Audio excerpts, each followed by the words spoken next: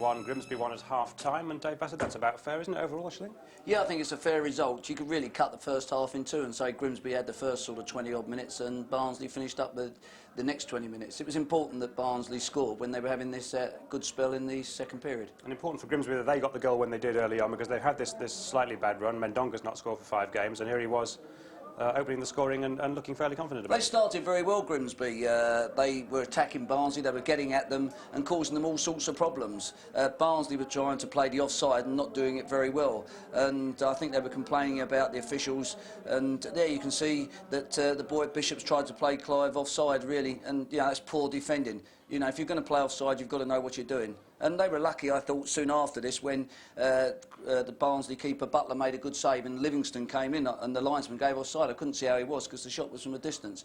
And they looked very rockety in that period of time and were well on top. And when we saw the score sheet was 4-0 in shots, really that wasn't that was a true reflection of how the game was going. Yeah. And Barnsley needed to claw their way back in, which, to be fair, they did. We did see clearances off the line at both ends. I mean, there were 1 or 2 quite good incidents. We'd have a quick look at those. Yeah, there was 1 or 2 very good goal-mouth incidents, and I think this is where Grimsby get a cross in here, in actual fact.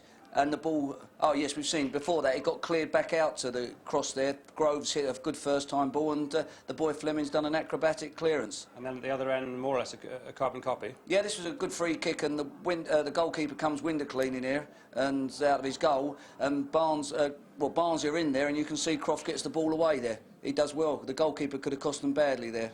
Now, Barnsley actually have come back and, as you say, have really dominated. Who would you pinpoint as the men who brought Barnsley back into it so well? Well, I think as the team, they've fought their way back in, and they've started to get Biggins and Bryson pushed up on the centre-halves. I mean, the Grimsby centre-halves are not particularly safe. Both sets of defenders look like they can see the goal. And I think the fact they've got Biggins and Bryson a bit further forward, and they've been able to get a few crosses in, this has caused Grimsby some problems. And really, as I say, Barnsley have dominated the last 20 minutes. I mean, other than the shot near the end from Dobbin, Grimsby haven't ventured into Barnsley's half. And in fact, the Barnsley goal was an example of what you were talking about, because Bryson and Biggins were both involved in it. That's right. I mean, on the corner here, I mean, they've got Croft, who's a small boy, picking Bryson up, who gets a touch on. Biggins is at the back post, lost his marker. A good header across the goal, and O'Connell's in there to notch. A very good, well-rehearsed goal. And, I mean, Bryson's won the important touch there against Croft, because he'll beat Croft in the air, no problems. Important for Grimsby that Dobbin's able to carry on with that groin strain we're hearing about. Well, I would think they'd want to. I mean, Allen's probably happy that it's well, he's probably not happy it's half-time. He'd have preferred that about 5 minutes before. He would have liked to have got in, winning 1-0. He will have to get them going again, as they were trying to play in the first 20 minutes. And they were causing Barnsley some problems, where Barnsley were trying to play offside when there was no pressure on the ball, and Mendonca was making some good runs in Livingston, and of course Childs and Gilbert were able to get little nice straight balls through on the angled run. OK, let's see what happens in the second half after this break. Half-time score at Oakwell, and it could have been 2-1 to Barnsley, because they came perhaps closest of all to adding to the total, Dave Bassett. Yeah, this was a good effort in actual fact. The boy Williams shows good determination there, and he swings a cross in, and Redford comes in, and he hits a very, very good shot. It's one of those, if it hits the net, it's a great goal, but it's just gone wide. I actually thought the keeper had saved it from where we were. We're looking at a funny angle. We rather gather that Alan Buckley's been giving his team quite a dressing down in the dressing room at half-time, but we can get a view from the Barnsley camp, in fact, from the Barnsley coach, Danny Wilson. He's with Rob McCaffrey. Rob? Danny Wilson not playing today, but your team came back well after a shaky start. Yeah, I'd like to see the goal again that Grimsby scored. From our position, it looked 3 or 4 yards offside. But that's the type of thing that's been going against it all season, to be fair. But lads, they've dug in, and the last 20 minutes or so, they deserve to get back in the game. But having said that, you've looked very shaky when you've been playing the offside. What's been going wrong? I don't know if us playing being very shaky or the linesman, I'm not sure. But it's happened a couple of times, hasn't it? We can only do the things that we know are right, and if we keep a straight line and we think the lad's offside, there's not a lot we can do if the decisions don't go your way. You know, and we felt very harshly done to in a couple of situations. But that's football, you just got to get on with it, and hopefully we can turn it around in the second half and come out with a win. We'll see how it goes. Thanks a lot, Danny. Well, that's absolutely right. It's in the papers tomorrow is the goal. It stands, and it's 1-1. And I'll tell you about 2 substitutions in a moment. There's Tony Rees back in the action for Grimsby Town. They'll be pleased to see him. He's come on in place of Steve Livingston, and he's playing up front alongside Clive Mendonca in the second half. And Grimsby have also had to bring Kevin Jobling on in place of Jim Dobbin. The referee gets a touch. So the way it's been reorganised, Jobling's goes offside here, is Rees. Jobling's gone into the right back position. And Rees playing up front. What it means is that Tony Ford has switched into the centre of midfield in place of Dobbin effectively.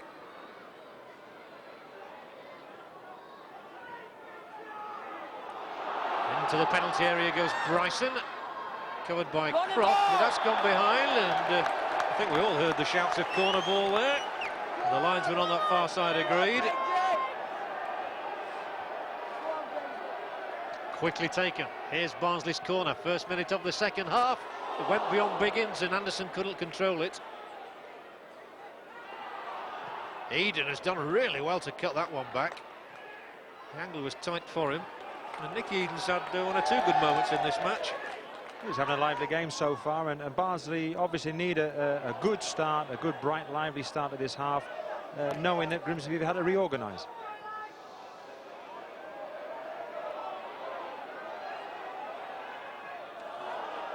Kept in by Croft.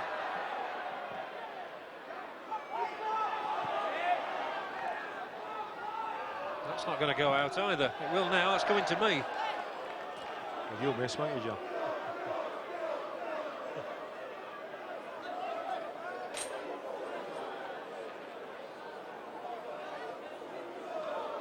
(1-1) the scoreline. These two sides meet again next month in this very odd way the computer's thrown up the fixtures this season.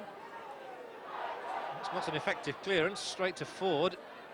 Now Childs, good little turn from him, he's nimble, and he's fed it in here for Rees, who'll win a corner.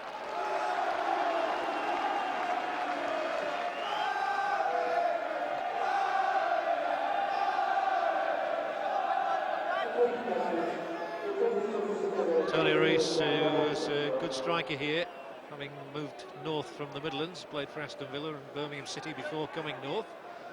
And he always leads the Grimsby line effectively. Corner then for Grimsby. And Groves will go for it. It's a solid enough catch from Lee Butler.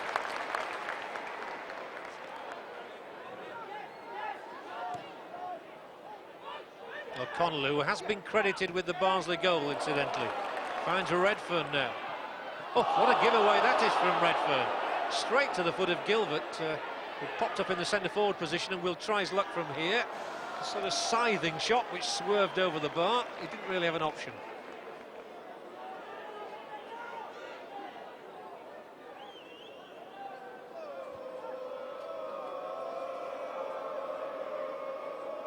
Here we see Dave Gilbert, not usually in a central position and having a swipe at it, but high and wide.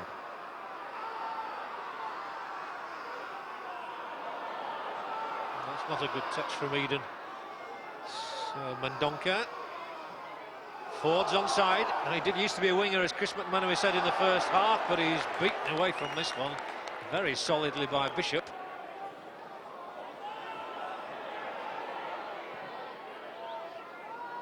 Butcher in there.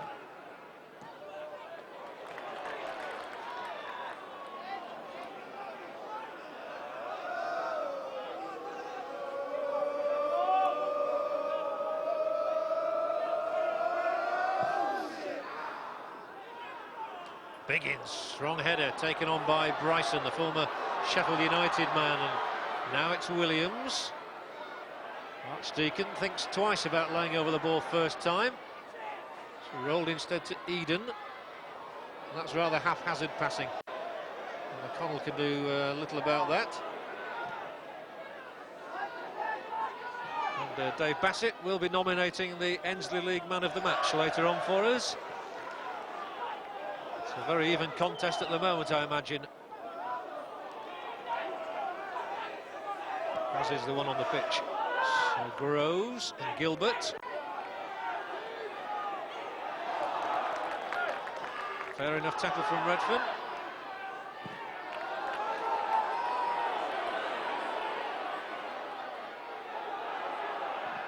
Ooh, that was an awkward one. It sliced away from Crichton's boot. He's had one very unhappy experience this season against Nottingham Forest. But since then, he really has established himself as a firm favourite at Blundell Park, Paul Crichton. I think anybody that saw that air shot that he had at first must have felt sorry for him that day. Took a little bit of a bobble possibly, and he's O'Connell has got this one through for Biggins. A snapshot. A good reaction as well from Crichton.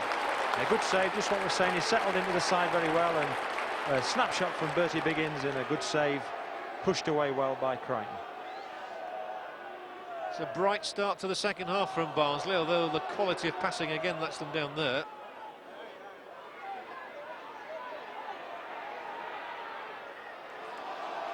Was allowed to run through by Gilbert, and here goes Gary Croft, the youngster in whom Liverpool have expressed an interest over the last couple of seasons, and he'll figure again. Mendonca couldn't control that. Biggins didn't control his pass either. Williams and O'Connell, he'll keep this in. Confronted straight away by Futcher. On goes O'Connell, the Barnsley scorer. He'll turn back, but easily kept away by Tony Ford. Such a hard-working player, Brendan O'Connell, and he got into a good position there, attacked Paul Futcher, and was unlucky not to get the ball across the box.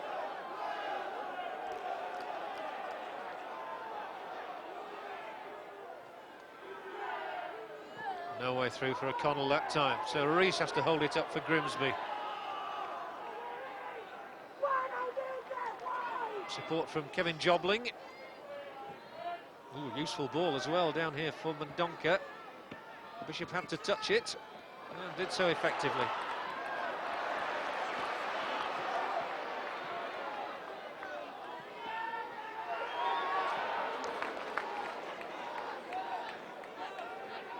Fleming. Barnsley, remember, seeking what would be only their second league win at home this season.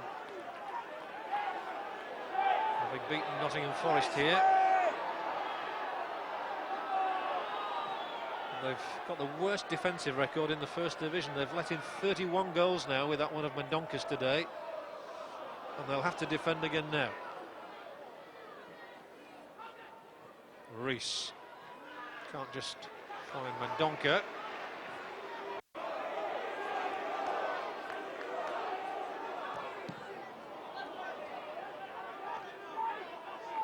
Fleming gradually making progress up the right.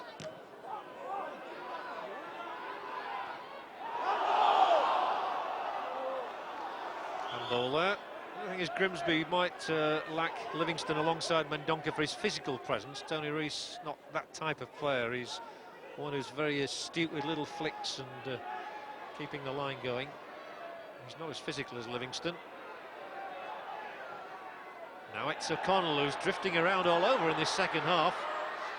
Lays it back for Biggins to strike. What a strike as well.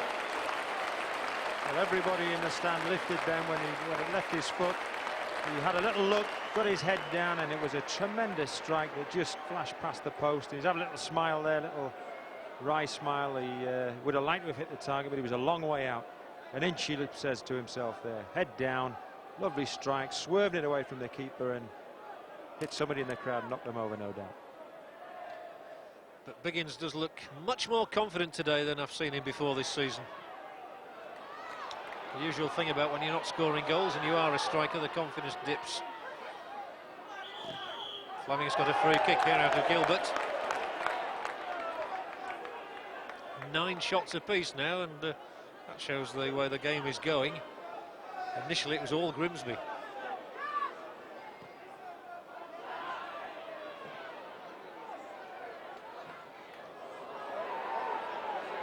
Deacon's playing the wrong way for the moment.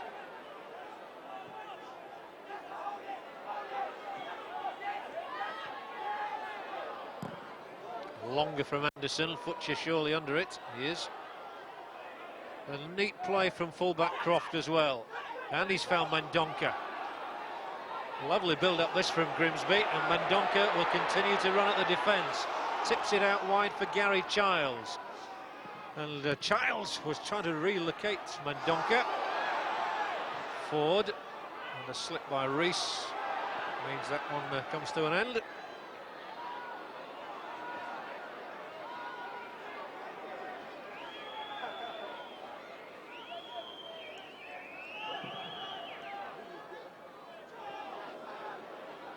Anderson. Glad to be directing operations on the pitch again. Still a lot of football left in Viv Anderson. O'Connell holds off Croft, wriggled away from his marker, and Croft is going to be booked.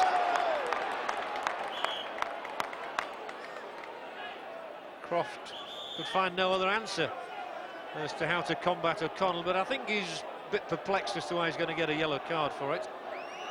Yeah, O'Connell's very strong on the ball, and he had all of it. A little bit of frustration possibly from Crofts, wanting to get the ball, and a little bit of naivety. All he's got to do is hold him up here. He's reasonably tight to the line. He's got turn. He knows he's got turn, so he's had a tug at the shirt, and Pip Wright's put him in the book. It's the first caution of the afternoon. Gary Croft. And Redfern here with this free kick for Barnsley. Floated up towards Anderson. And it was Williams coming at the back post who nearly got a foot in there. And that would have been a telling blow for Barnsley. They have the corner. And Redfern. And Biggins. And O'Connell. And spooned over the top and almost out of the ground by Ian Bryson. Closed the ball down well, Grimsby, at the end there, and Jockey Bryson didn't have a lot of space to try and get a shot on target, but Barnsley are now forcing Grimsby back a little bit. They're tending at times possibly to play it along the back four a bit too much and giving Grimsby a chance to squeeze up. But when they do get it forward into O'Connell and into Bryson and Biggins, they do look dangerous.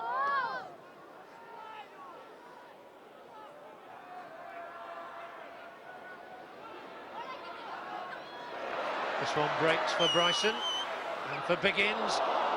Tried to just flick it through for the incoming O'Connell.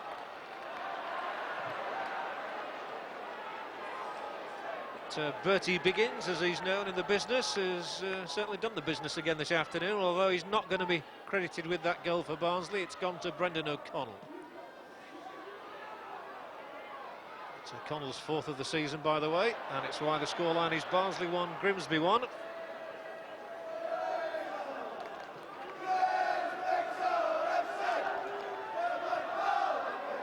Biggins, space for O'Connell now. And the move is all down the right. Good movement, Fleming. O'Connell's had a really good start to this second half. He's troubling them no end, and it's Ford who's had to come across to stop him now. And that's where Barnsley need to play all the good football, when they're in the attacking third and committing Grimsby. Biggins hooks it back across the face of goal. Just the bounce of it carried it away from Williams. Archdeacon, it's another good spell for Viv Anderson's team.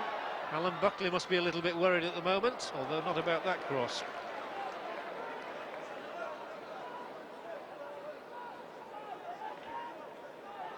I imagine Alan Buckley was very happy with the first 30 minutes and the way the game was going, but since then it's Barnsley have looked likely to get goals. Always difficult when he's possibly had to reorganise through injury. We're not exactly sure about that, but it looks like it's injury, and he's had to reorganise, and always difficult to get the rhythm of the game and the pace of the game back again. No foul, just good, hard defensive work by Futcher. He's found Groves here. One back by Childs for Grimsby, and he tries to bring Rees into it. The ball wasn't quite solid enough. Charlie Bishop's done well this half. He's shown a lot of pace and cut out one or two dangerous attacks. The ball in, missed by Groves, finds Gilbert. Terrific effort from Gilbert. Mendonca, Butler makes the save. Fine effort that from David Gilbert. And many a goalkeeper would have been beaten by it, but not Lee Butler. Well, he can't believe it, Dave Gilbert. That was a super strike, but what a save. Down very low to his left, we'll see here. First of all, a nice little first touch, sets himself up, bang with the left foot. Great save, and he's recovered. That's the important thing. He's up on his feet, good goalkeeping, brave enough to get it at the second attempt. Yeah, Lee Butler's been a man of the match before on occasions when we've been to Oakwell. That was a terrific stop. And here's a good ball as well to get O'Connell in. Now he's offside.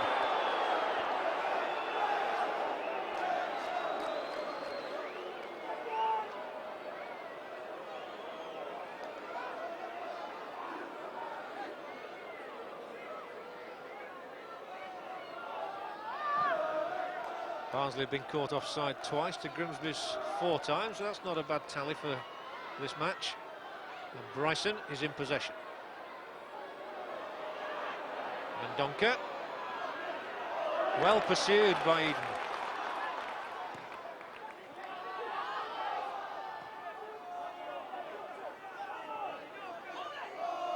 Mendonca can't get away from Anderson.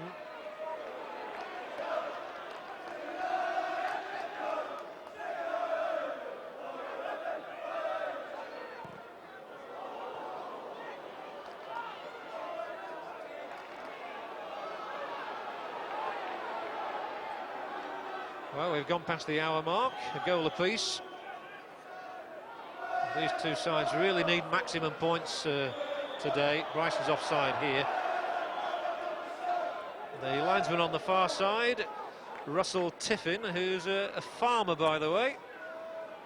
And the other linesman today is Peter Kitson, who's coming towards the end of his career as a Football League official. And he's a bandsman in the Royal Signals. That's his full-time occupation. Neither side's calling the tune today.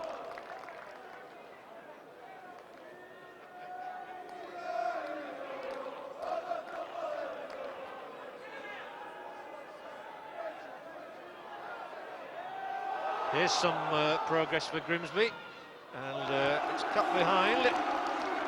Bishop got a foot in the way.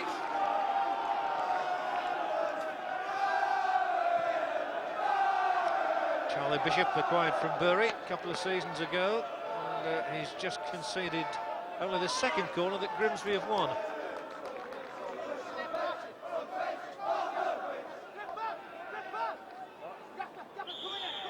Gilbert swings these in. And that's exactly what he does do. Anderson there, familiar guys. Redfern makes tracks. That's intelligent play from Redfern, and just unlucky, the ball skidded off the surface in front of Fleming. One of those moves that looked good and didn't turn out quite so well.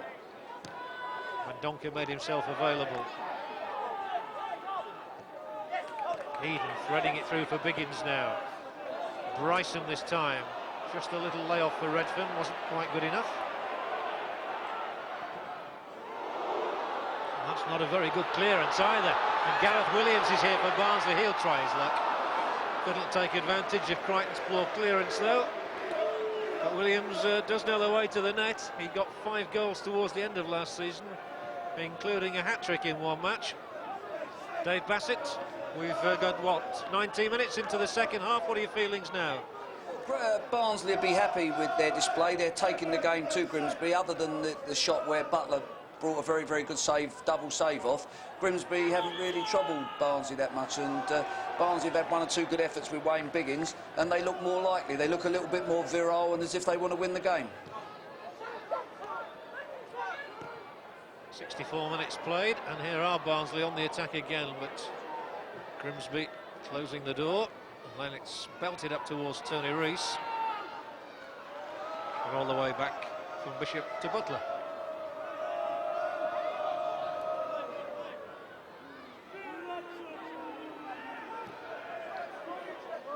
Oh, Futcher in very sharply again. He's so sprightly, isn't he, Paul Futcher? 37 now, nearly 700 league games. That's a fantastic record.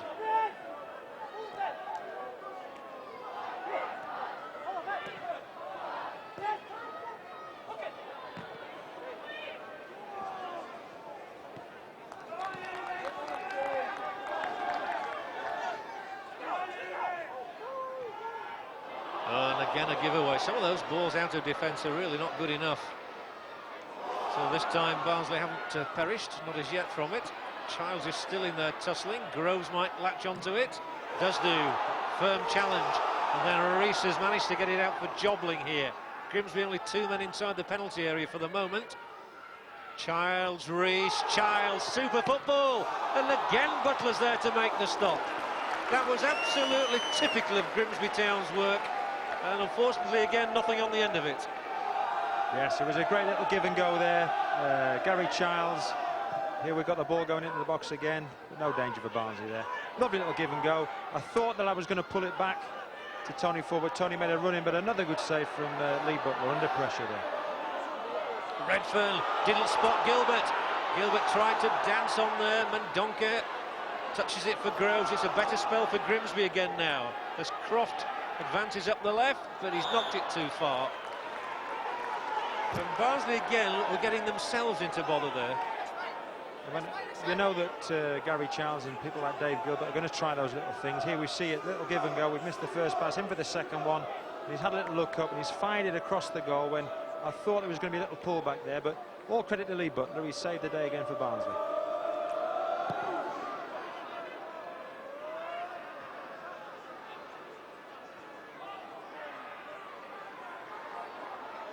Williams. O'Connell continues to work really hard for Barnsley, and he's done some very selfless running this afternoon, Brendan O'Connell. Jack Charlton was very interested in him when he heard the name Brendan O'Connell last year, thought he might qualify for the Republic of Ireland, and found out he was born in London.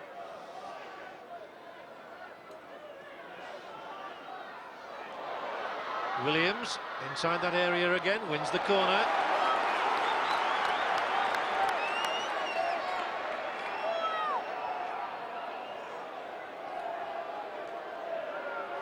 Corner for Barnsley, Redfern with the ball at his foot.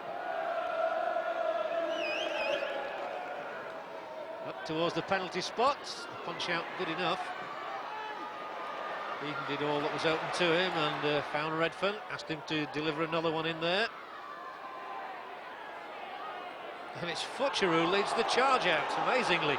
Well, he's got Mendonca ahead of him, he's got Rees here. Croft's making a dash up the left, good running from the fullback. This is enterprise from Grimsby. The ball is just too far back. And now at the other end, away goes O'Connell. Grimsby had left 3 men back, so they should be able to cope with this. Bryson's got some room now. Ian Bryson right across the goal. And well, arriving at the far post was O'Connell. He could do nothing with it. It's quick enough at the moment. It's becoming a very open game, end-to-end stuff, and a nice ball played across the front of the defence there, and nobody to put it in. Rees for Mendonca. Telling challenge from Eden.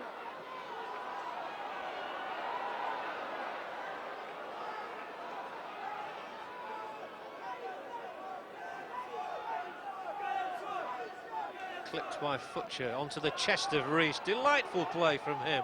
Ford, twice involved. Rees and Croft now. And Croft, I thought he'd hesitated a little too long, but got it through for Mendonca. Mendonca, good turn in the area. Cracking effort from Clive Mendonca. There seemed nothing on there, but he knew that there was the chance of a rasping shot which he put in, and it drifted a foot wide. Yes, he's one of those players, Clive, with a low centre of gravity, very quick feet. He's had a crack with his left peg. Great shot of it there, just inches past the far post. Doesn't need a lot of space, Clive, in the box.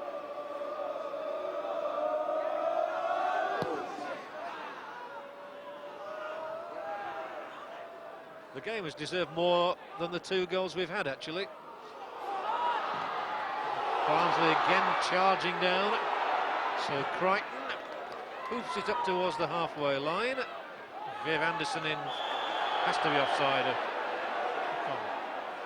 Well, Jim Dobbin came off at half-time. He's with Rob McCaffrey on the touchline. Jim Dobbin injured in the first half, disappointment against your old club. You feel you should have maybe sewn this game up in the first half? Yes, I thought the first 20 minutes we had enough chances to finish the game, and if you don't take your chances, you end up struggling, and that's what we done in the first half. What about now? How do you see it going? Chances either end, very open game. Yes, it's very even Steven at the moment, but I think we're playing the better football, and I think we're just edging it at the moment. All right, Jim, thanks very much. Thanks We'll see how it goes. Tap. Must be a great worry to Alan Buckley that he's got Jim Dobbin and Steve Livingston now on the touchline, in addition to those 10 players who've been out from the start of this match. But they're in the hunt again, looking for what could be a winner. Futcher delayed the pass, and then it was a good one, and then Childs tries his luck. flashes a foot wide. Well, Gary Childs has never been known as a prolific goal scorer. He'd only got 3 goals in the last 2 seasons, but he's got 4 in the last few weeks. And here's another good try. It's a fair bet that he's not going to score many from 40 yards there, but he's had the confidence to have a go, and didn't really trouble the goalkeeper, but a nice little snapshot from distance. Childs, who, like Jim Dobbin, is playing on a week-to-week basis at the moment. And Grimsby are coming strongly again now. And that'll worry Barnsley in their position. In the bottom 3, remember. Flick, lovely. Ford coming for it, just couldn't get there. But they've perked up again of Grimsby. Yeah, they're always decent around the edge of the box, and they play nice little 1-2s, give and goes, and difficult to defend against. But at the moment, Barnsley are making them shoot from distance, and Lee Butler will be happy that they're having no chances in and around the 6-yard box. They try to create something again now with Rees. Well, I warned you, those little back heels are terrific sometimes. No foul again. And they're just calling the shots at the moment, Grimsby. Getting more possession.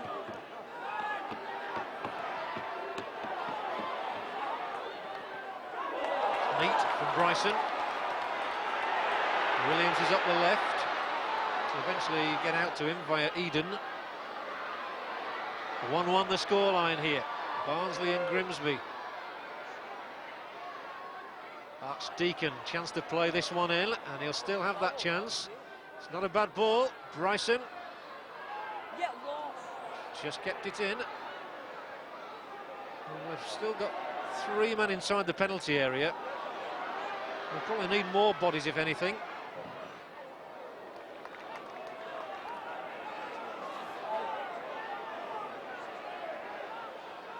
And I'm sure that both managers will look at that scoreline and realise that 1-1's not much good to either of them, really, today. Now, at times there's been some good play around the box and outside of the box, but that final ball that's been going has not been of the highest quality. And we saw it again just on the wide left there with Owen Archdeacon and Bryson having a couple of little touches, and the ball didn't get into the box, and that's what both sides have lacked at times. Grimsby are in possession with Ford, and then with Groves. Grimsby's record signing last season.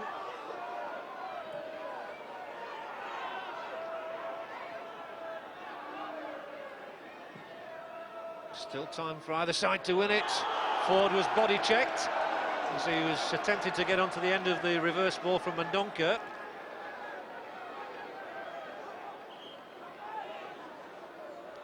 Well, I have seen Grimsby win away this season. They won at Peterborough with a terrific late goal from this fellow, Paul Groves. He's taken a crack on his ankle there, I think.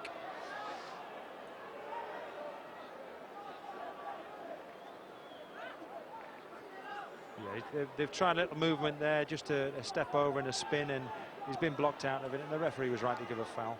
But Alan must be sat on the bench with Arthur, worrying that there's going to be another injury here. They've had a horrendous time with injuries, and a couple more within the game so far, and he'll be hoping that Groves gets up on his feet and starts playing again. 9 free kicks conceded by Grimsby, 6 by Barnsley. Just to run down that injury toll at the moment, they've got the likes of Graham Rodger, their skipper, out with Achilles trouble. Peter Handyside, who's had a hernia. Neil Woods out for a long time with a knee injury. Tony Dawes is out, ankle trouble. Craig Shakespeare, and Alan Buckley must wonder when it's ever going to stop. And even in midweek, he's brought a Nigerian international, Chima Okere, to the club on a 2-month trial, and he looked very promising, and then he came here to Oakwell in midweek and broke a leg. Still, Grimsby still here and looking inside that area, and Groves is still tussling for it. Quarter of an hour to go. Gilbert. Mendonca couldn't turn his man, and Fleming had marked him tightly. Can you see a winner, Chris? Not in the last 5 or 10 minutes. It's just slowed down a little bit, the pace of the game, and chances are starting to come few and far between. But there's always hope. It only takes a second to score the goal, as the old saying goes, and let's hope somebody gets one. Barnsley's chance as it goes up towards Bryson, and he took it down nicely as well. He's got to wait for some support. Nobody up there just yet. There is now. Begins across the goal. It goes! And Williams, and astonishingly, it stayed out again. Cannot believe that. Grimsby's Croft got one off the line in the first half. Crichton looks perplexed, and how Williams hasn't scored and given Barnsley the lead, I shall never know. A tremendous ball in here with pace, and there's bodies, and he has kept the ball out there. No need for the Russian linesman to come into play, and they've cleared it, and it's out for a corner. Barnsley have the corner nonetheless, and the keeper, he was impeded. Anderson can't win it cleanly though inside, and Grimsby again get themselves out of bother. It was his own man who got in Crichton's way that time. Well, a real buzz around the ground after that. This is Biggins, who's been a handful. And the ball in, Bryson! It's just not going, is it? Well, he's holding his head there, he can't believe it. Great ball in from Biggins. The sort of thing that day after day on the training ground you'll practice. Ball's into the box, he's coming in, near post across the goalkeeper. Just needs to keep his head down, and you can see by his reaction he's very disappointed with that. A good ball in, he's met it on a half volley and lifted it when really he's got to guide it into the net.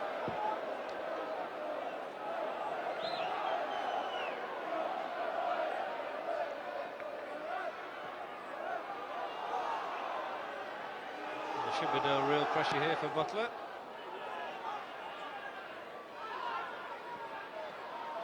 Well, both goals have had let-offs this afternoon. Still just the 2 goals scored. As goes Mendonca again, and Butler heads safely away.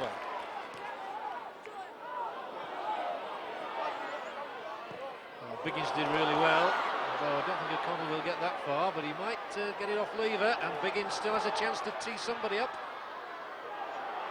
O'Connell gets it back again. It's Barnsley calling the shots for the moment. He was a bit ambitious there, though. Fleming's made a run on the overlap. It's coming to the back post. There'll be another corner. Grimsby under the cross at the moment. Interested in when Wayne Biggins has pulled one. He's put some great balls into the box.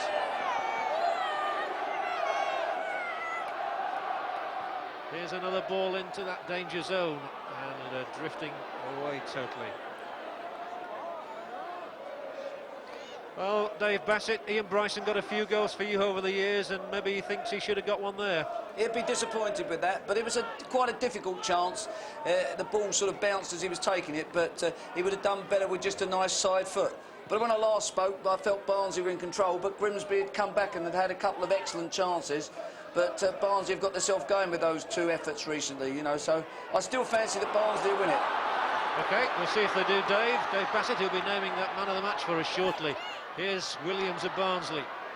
Checked, but Archdeacon swings it back in here. Oh, Redfern's tussling, lever clearing.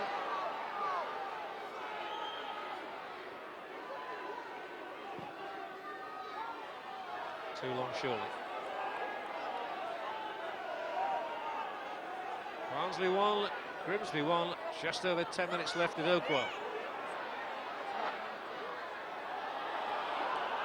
Bishop for Barnsley. Oh, he's trying to search out Croft here at left back. Certainly O'Connell and Bryson and Biggins have looked quite menacing in the last few minutes. Yeah, great work again by Bryson there. Good forward play. He's worked hard to win something with Barnsley there, put the fullback under pressure. But O'Connell, as you're saying, Bryson, Biggins are working very hard up front, and you can possibly see, as Dave said, those players and that team be the more likely to score. Butcher again has been outstanding at the centre of Grimsby's defence as he got that one away. And although Ford loses it, it spins away and Grimsby retain possession. Now Gary Childs, who's had a couple of very good efforts, and on he goes. And we're into the last 10 minutes.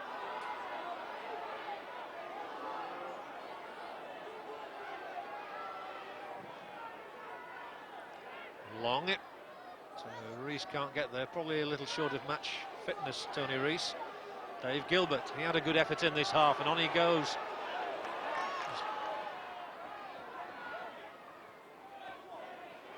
Croft. No way through this time, and Barnsley's defending has been better in the second half than it was in the first.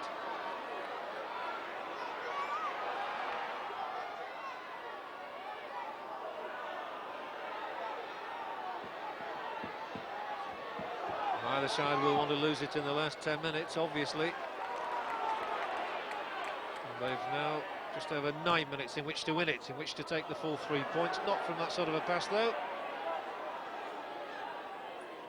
As we've said before, Chris, a point really is not a lot of good to these two, and since they introduced 3 points for a win, it really has reduced the value of a draw.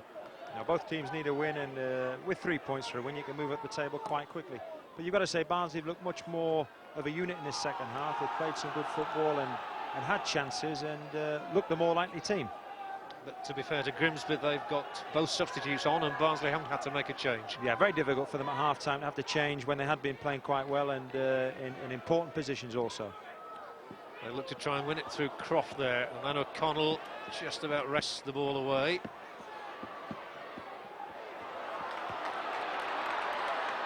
This is Archdeacon.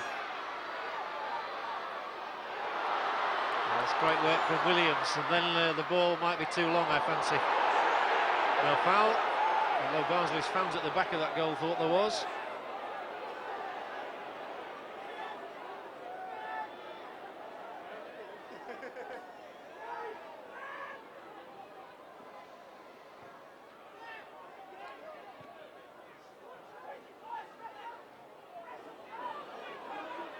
Anderson has to be certain.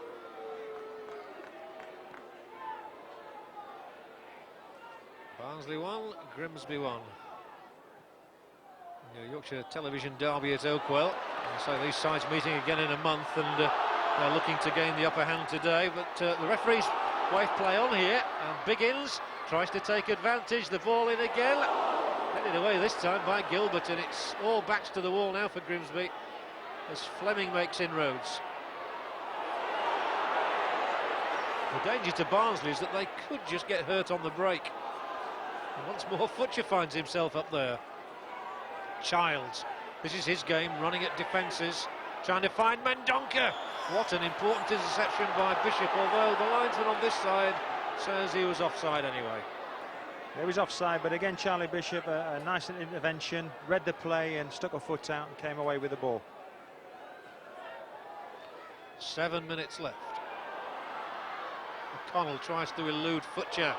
Feeds a good ball up that left-hand channel for Biggins. And Lever had enough confidence tonight it was going over the line to let it run out.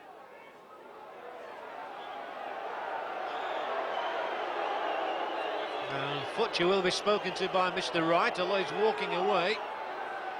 Futcher and O'Connell, who used to be teammates here. A little altercation maybe, and I think Mr. Wright is saying that I'm going to have the time on no matter what. Ooh, and Futcher is not a happy man, is he? Got a bang on his nose there, a bit of blood coming, so he's not too happy.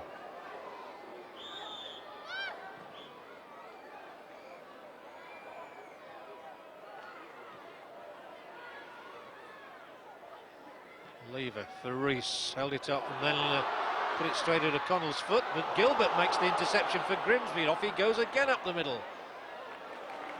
It's interesting that Gilbert has switched to much more of a central role in this second half.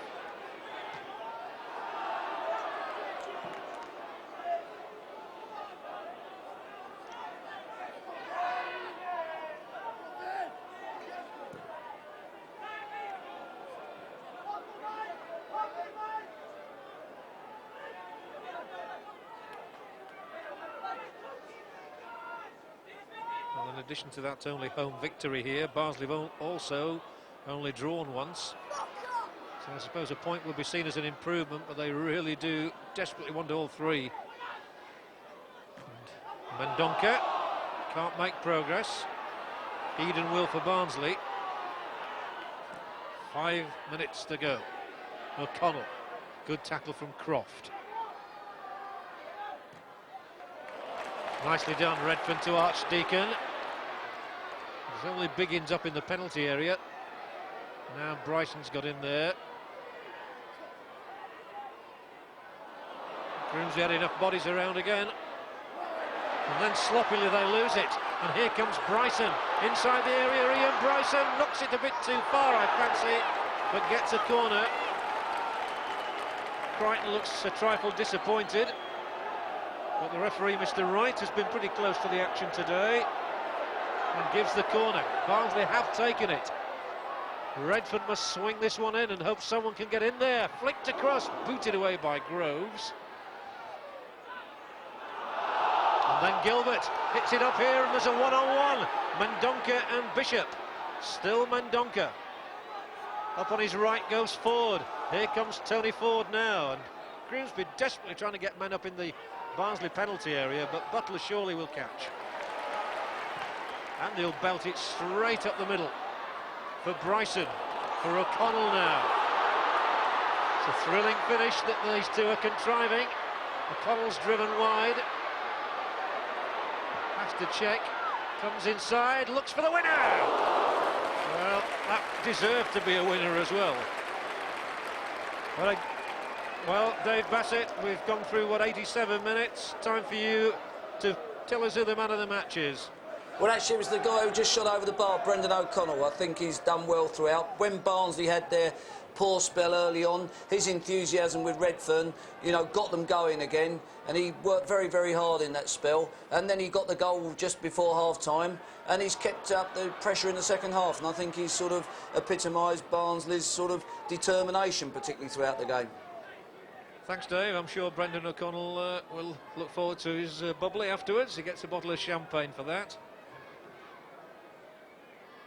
The Ensley League man of the match, Brendan O'Connell. But it's 1-1 with 2.5 minutes left. And some more running for Mendonca to do against Anderson. Good defending from the former England international, the man who won 30 caps.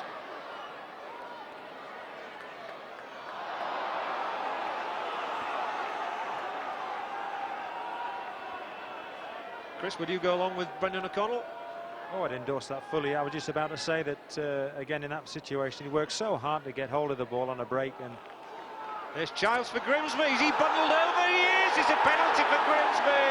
And Barnsley may have thrown it away here.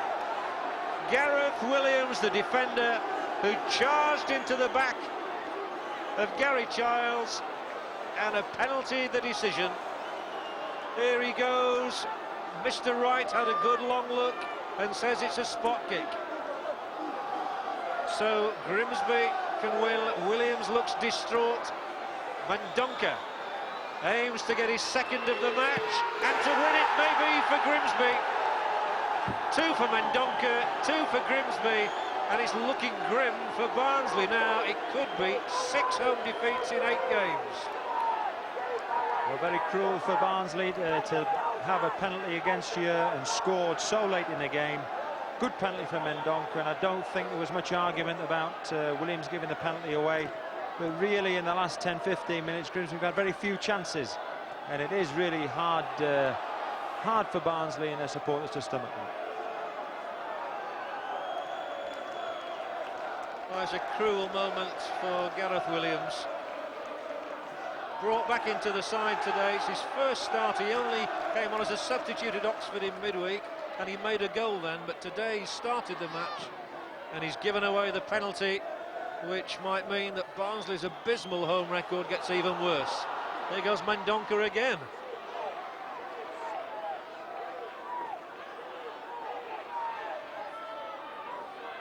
I think we did pick out Childs and Gilbert at the start of the game, and in spells they've probably been 2 of Grimsby's better players, and Dave Gilbert always lively, and Gary Childs there who was kept running throughout the game and got into the box and won the penalty for Grimsby. But Grimsby naturally trying to waste a bit of time, retain possession as long as possible, and there'll be a substitution now for Barnsley. One last real throw of the dice this, if they do manage to bring Nick Eden off. But we've moved into time added on, and Grimsby may be on the way to the second win of the season away from Blundell Park, and that's audacity as Reese back heels. Ford keeps possession. And that's all Grimsby want to do now, is not give the ball away, and Barnsley still can't attract the attention of the referee. They want to bring Liddell on, and in fact they're going to do that. Liddell will come on for Eden, but we're already into the 91st minute.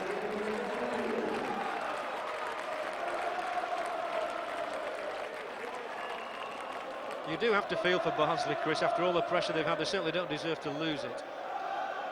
Well, I mean, we said it first half, all the pressure that they'd had, they needed to score, and they scored before half-time, and the pressure that they've had second half, obviously they needed to score, and they haven't taken the chances that have come their way, and Grimsby have took theirs. Grimsby have won, have they? No, in fact I thought so, but no, the referee raised his arm, and the fans there thought that Grimsby had won as well, but there is still some playing time left in the match. But is there time for Barnsley to get another goal? Connell foiled by Groves, but illegally foiled, so here Barnsley have a free kick. This has to be a last foray from them. Archdeacon, Redfern, forced back, and a firm header away, and the danger is they might just get caught on the break yet again, although Rees is more intent on holding things up. Childs has gone up the middle, didn't quite get there. So Little gets his first touch as the substitute. Andrew Little, Barnsley 2-1 behind. Fleming, they need that ball in the Grimsby penalty area. It's sliced away by Groves.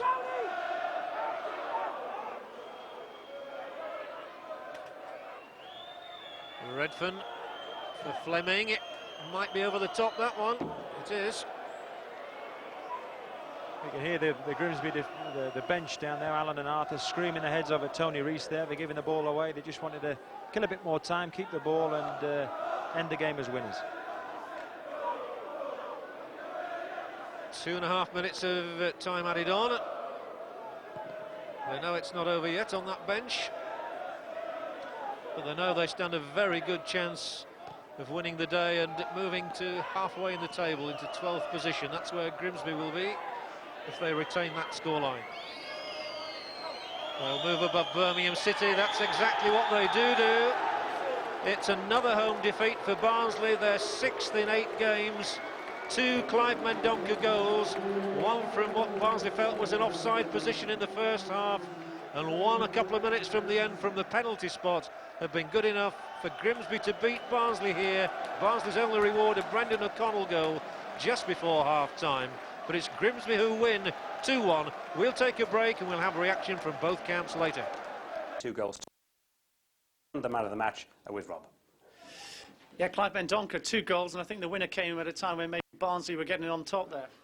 Yeah, that's right. I mean, I thought second half Barnsley had most of the play. They played very well, but luckily for us we got a penalty, and was happy to stick it away. OK, well, the consolation is the Ainsley man of the match champagne, Brendan O'Connell, a goal, but I'm sure you would have rather had 3 points there, or at least a point. That's right, it was disappointing for us really. I'm sure the lads are going to be gutted in the dressing room. We had some great chances to win the game, but I thought we had 75%, 80% of the game, and we played really well. We just couldn't convert the chances. That's the key, isn't it? And this the name of the game, isn't it? Converting chances too, and you took them. Yeah, that's right. As Brendan says, I thought Barnsley had most of the play, but fortunately for me, I stuck my chances away today, and that's the way it goes, isn't it? Gentlemen, great game to watch. Thanks very much. Congratulations to you, Clive. Unlucky, Brendan. Thank you. Thank you. Thank you, Rob. Well, we can see an example, really, of exactly what they were talking about, their chances not being taken, Dave, because twice in about 2 minutes, Barnsley had really good chances to sew it up. Yeah, they had some good chances, and they've got to be disappointed because they deserve to get a draw or victory. There's, you know, the keeper doesn't know anything about that. That goes in the net on another occasion. The block, you know, but you need your bit of luck in football. And then just a couple of minutes later, That's really, right. Ian Bryson had a great chance, didn't he? Yeah, this is a good chance for Ian Bryson, a good ball in by Biggins, and really a little side foot, and it's just one of those, if the trajectory's a bit lower, it's in the net, and the keeper won't stop those as well, and then no doubt Barnsley would have gone on to win the game. One of those occasions where they're sitting in the Barnsley dressing room, they're wondering how they haven't at least got 1 point. Yeah, they'll be feeling disappointed because they've had most of the pressure after the first 20 minutes. They dominated most of the game. Having said that, Grimsby did give them a couple of warnings in the second half, halfway through when they had a couple of good efforts. But at that stage, near the end, I think Grimsby had settled for a point, and Alan Buckley probably would have done. But, you know, they kept going, and the boys given a little bit of an unnecessary penalty away. Let's have a look at that, shall we? The penalty incident. Gareth Williams was the player involved for Barnsley. Yeah, he's following the player in, and really there's no need for him to make a challenge. He's under pressure, and, you know, I mean, in fairness, the referees find that difficult. He's leaning on him. I mean, Viv Anderson, as you see, is very close, and it may well have been that Childs wouldn't have been able to score at any rate, but I think you're going to find that referees 9 times out of 10 give that. And Clive's an excellent penalty taker, except when he played for Sheffield United. You never got any penalties, did you? We did, but he had 2 of them. One was in a Zenith Data against Notts County. Told me he'd never missed a penalty and put it wide. OK, stay with us, David. We're going to talk management in general after the break, and we're also going to bring you some of the action from yesterday's matches in both Division 2 and Division 3. We're very much hoping that Alan Buckley of Grimsby Town will make the long trip from the far side of the ground and come and join us for that chat as well. So stay with us. We'll also bring you the rest of today's scores from Division 1. That's after this break. Victorious Grimsby Town manager Alan Buckley, I'm pleased to say, is within yards of our studio here. We're talking to him in just a moment. But first, yesterday's action from Division 2 in our region. Hull City needed a win to get their faltering promotion challenge back on the rails, but made the worst possible start against Rotherham. David Mayle's miscued clearance snapped up by Imre Varadi. Within a minute, the Tigers had redressed the balance. Dean Windus's corner met firmly by Linton Brown, who must have been as surprised as anybody to see his header going from that sort of distance. This was Steve Moran's day, though. The ex-Southampton striker hasn't had the best of fortune since moving north, but he was in the right place at the right time to nod in his first goal.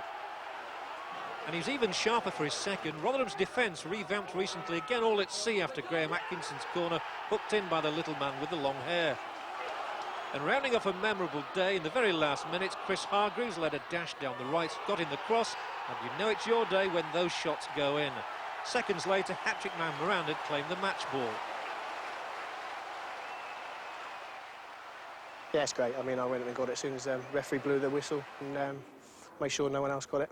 And it's not the first, so it was one of the most enjoyable, I must say. Paul Schouler was one of Britain's oddest footballers in that he combined being a Batley policeman with playing for Barnet. Now here he was in the blue shirts at Bradford City, doing the dirty on his former club after 41 minutes at Underhill. A point would have been a major triumph for Barnet. They've only got 1 at home all season, and they seem to have claimed a well-merited second when Sean Close struck with 7 minutes to go. But Bradford, who've specialised in throwing away hard-earned points late on, for once did the opposite. Schouler's cross causing the problems, and Lee Duxbury, who'd laid on the first goal, scored the winner in injury time. Bradford up to 9th, Barnet 1, Bradford City 2.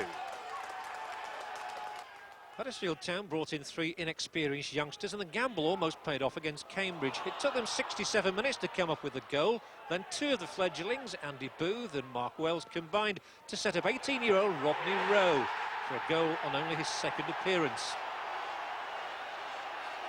It seems that, though, that might be enough to earn full points, but for an equally raw prospect on the Cambridge side, another 18-year-old, Kofi Niamar, coming on as substitute, showed great purpose to instigate and finish. Huddersfield 1, Cambridge 1. Wayne Hall's corner kick almost brought early success for York at Burnley. Steve Cooper and Paul Barnes on the end of it. It was the home team who went ahead, though, through a penalty given for handball against Steve Cooper on 21 minutes. The replay does show the arm go up and connect, shades of Steve Tuttill's handball at Wembley in May. David Ayres, who was at Wembley a year earlier with Blackpool, is now Burnley's penalty king.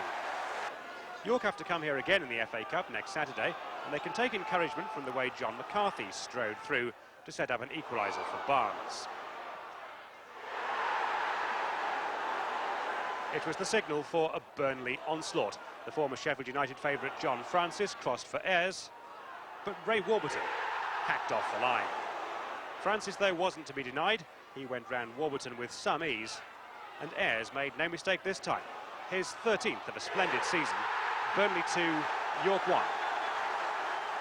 And as you see, Alan Buckley, the successful Grimsby manager, joined us. A quick word, first of all, though, from Dave Bassett about what we've just seen in Division 2 and generally Division 2. People said Port Vale were going to be the favourites. You still see it that way? Yeah, I fancied them to be the favourites. I mean, they crept creeping up. They got a good 3-0 win against Swansea, but Danny Bergara's Stockport have really done well, and even though they've lost yesterday, it hasn't affected them at the top. And Hull have surprised everybody by being up there. They have had a hiccup, but you know they'd be happy with that 4-1 yesterday. And I've got to be fair, I'm a bit surprised that Rotherham are not a bit higher, because I fancied them to do quite well this year. OK, let's hear from Alan. Congratulations. A draw might have been fair, might it, do you think, today?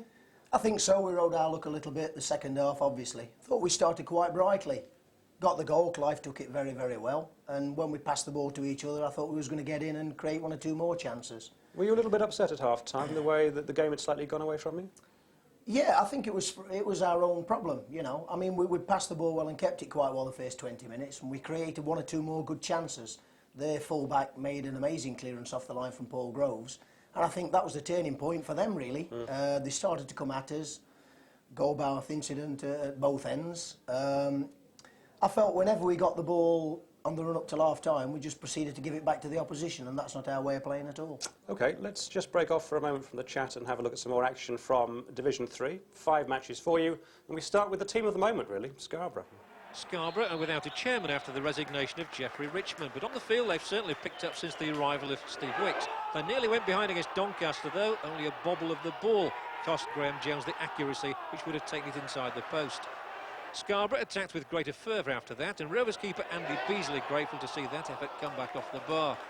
But he was less happy 2 minutes before the break. Steve Charles's cross firmly headed away, but when it was returned and with the aid of a deflection, Beasley took his eye off the ball, and his clanger left Damien Henderson with a sort of chance that strikers dream about. Scarborough went on to complete a victory for the 2nd successive Saturday. Leading scorer Stuart Young doing well to get past the defence, and the cross shot good enough to give him his 7th and probably best goal of the season. Scarborough 2, Doncaster 0. And here's a classic breakaway goal for Chesterfield. Andy Morris and David Moss, the creators, and the finish for the 6th game in a row came from Steve Norris. That's 14 this season for him so far. But Bury proved to be the burial ground for Chesterfield's 4-match winning run in the league. Mark Carter had the home team level within 16 minutes, and in the second half Bury largely took command, ripping the Spyrites' defence apart for Carter's winner midway through. Bury 2, Chesterfield 1. Lincoln's increased confidence shone through against Torquay, and a little bit of luck doesn't go amiss either. Not even scorer David Hill expected to break his duck for the club with this effort, though. It somehow eluded Ashley Bayes. Torquay's best effort coming from full-back Colcombe, a mazy dribble. Fortunately for the Imps, Mike Pollitt in more impressive form than his opposite number. An excellent double save, and Hill thought it typified the team's approach. I think we soaked up pressure, and that's been the difference to what the gaffer's been telling us over the years, is that they would have lost that game, you know, last year, but this year we've hung on well to the end, and we've got 3 points and deservedly so. So did Mansfield, despite an early setback. Gillingham's Nick Foster was left in enough space to mow the grass and repaint the white lines before scoring at will. But the Stags recovered. On 57 minutes, Paul Fleming and number 10 Steve Parkin worked a move down the right. And Paul Holland squeezed in his first goal of the season. And with the final quarter hour approaching, central defender Nicky Clark got the vital touch for his 2nd goal in a week and Mansfield's first league win in 6. Mansfield 2, Gillingham 1. The league's newest club, Wycombe Wanderers, have been beaten only twice and haven't lost any of their opening 8 away league games. Scunthorpe gave their credentials a thorough examination. Ian Tunkston a toenail away from a breakthrough. The final touch just wasn't there, though. Even when Thompson did get away and managed to slip the ball into the Wycombe net, he was offside. Martin O'Neill says that Wycombe are coming to terms with life in the league. It's hard work. It's obviously harder work than the Vauxhall Conference that we've just come from. But overall, it's been good news for us. The lads who have turned full-time from being part-time have adjusted reasonably well. We're getting fitter each week as it goes on, and we're nicely placed. We could have done better, I suppose. We could have done an awfully lot worse. Martin O'Neill fairly happy, but what about Steve Wicks at Scarborough? 2 good results, but in his first Football League job, in his first week in charge, he's just lost his chairman, Geoffrey Richmond. I just hope that today he will see the result and hopefully sort things out and come back here, because I think this club needs him, that's for sure.